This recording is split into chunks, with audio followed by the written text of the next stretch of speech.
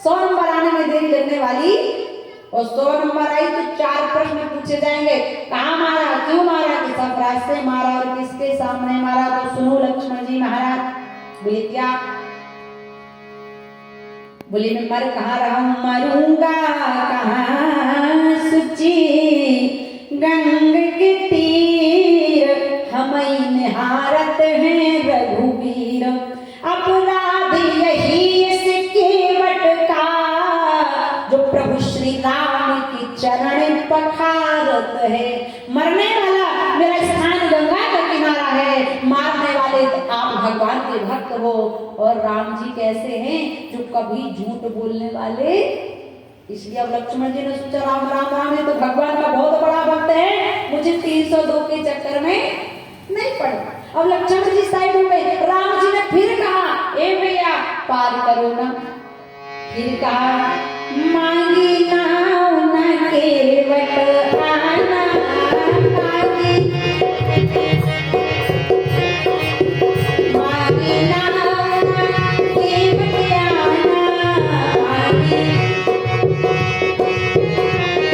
मांगी कहीं तुम्हारे मरम में जाना,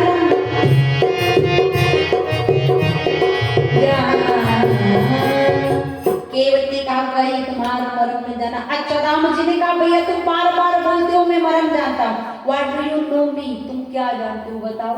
केवट कहने लगा सरकार मैं जानता हूँ, आज आप मुझसे नाव मंगा रहे और मुझे पता है कि आपने राजा बलि से भी कुछ मंगाया।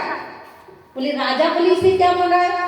बोले आज आप मुझसे नाव मंगा रहे और राजा बलि से क्या मंगाया? बोले बामन रूप धरहु भगवाना, मांगहु 3 चरण धूप दान। आपने राजा बलि से बामन का रूप रख के 3 पग भूमि मंगाई। इस मरम को राजा बलि भी नहीं समझ पाया। शुक्राचार्य जी थोड़ा थोड़ा जान गए तो आपने उनकी एक आंख ही डिस्टर्ब कर दी। और जब आपको दान दिया गया तब आपने क्या किया? बोले एक ही चरण नाम भूलयऊ, और बामन से विराट बन गए। इसलिए यहू मरम जानत भगवाना, सो कहि तुम्हारे मरम में जाना। भगवान ने कहा वाह केवट और क्या जानते हो जरा बताओ। केवट कहने लगा सरकार मैं जानता हूँ, मैं पूर्व जन्म में कछुआ था, गंगा के घाट पर रहता था, लेकिन आप क्षीर सागर के निवासी, तो एक दिन में क्षीर सागर पहुंच गया। मैंने सोचा आपके चरणों के दर्शन कर लूं, और जैसे ही मैं आपके चरणों के दर्शनों की ओर गया तो मेरे साथ घटना है। बोले कौन सी घटना?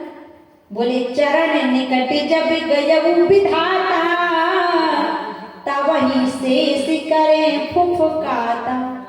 ये शेषावतार लक्ष्मण जी है ना, एक फुफकार लगाते तो मैं डर के भाग गई।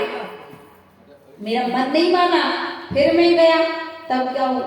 बोले दूजे चरण निकट जब गयऊ, तब ही रमा पंखा हृदय। लक्ष्मी स्वरूपा सीता माता एक पंखा मारती, ऐसा करते करते मेरे प्राण निकल गए। लेकिन अब मुझे समझ में आ गया कि आप वही क्षीर सागर के भगवान नारायण इस भक्त को गंगा के घाट पर दर्शन देने आ, क्योंकि हे प्रभु आपका नियम है। बोले क्या नियम? केवट ने कहा प्रबल प्रेम के पाले पड़कर प्रभु को नियम बदलते देखा, और खुद का मान टले टले जाए पर भक्ति का मान न टलते देखा। इसलिए यहू मरम जानत भगवाना, सो कहि तुम्हार मरम में। भगवान ने कहा और क्या जानते हो? केवट कहने लगा प्रभु मैंने सुना है छुअत सिलावई नारी सुहाई। मैंने सुना है आपने पत्थर को छुआ तो पत्थर क्या बन गया? क्या बन गया पत्थर? नारी। केवट ने कहा सरकार देखो, जब आपने पत्थर को छुआ तो पत्थर को नारी बनने में 1 मिनट नहीं लगा, और अगर आपने मेरी इस लकड़ी की नाव को छुआ तो मेरी लकड़ी की नाव को नारी बनने में 1 सेकंड भी लगने वाला नहीं। अगर मेरी नैया नारी बन गई तो क्या होगा? केवट ने कहा बोले जो नैया नारी बने